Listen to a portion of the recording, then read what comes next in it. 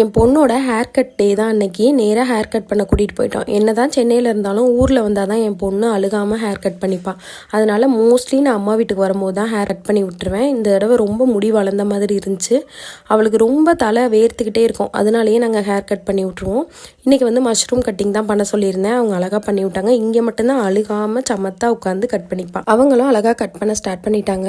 சல்வாவும் நல்லாவே கோஆப்ரேட் பண்ணுவேன். Hair cut result வந்து எடுக்க மறந்துட்டேன். இது வந்து இன்னொரு நாள் எடுத்து தான் ஷேர் பண்ணியிருக்கேன்.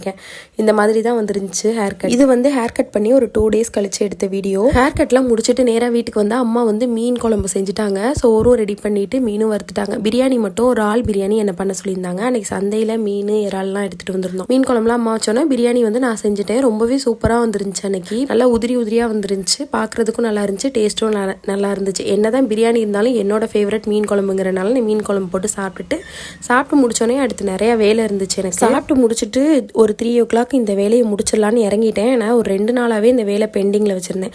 என்னோட பிஸ்னஸ் ரூமாக வந்து எனக்காக ரெடி பண்ணேன். இது வந்து தனி மினி விளாக் நான் ஷேர் பண்ணுறேன். எப்படி செட் பண்ணி ரெடி பண்ணியிருந்தேன்னு கொஞ்சம் வால்பேப்பர்லாம் கூட ஸ்டிக் பண்ணோம். நெக்ஸ்ட் வீடியோவில் பார்க்கலாம்.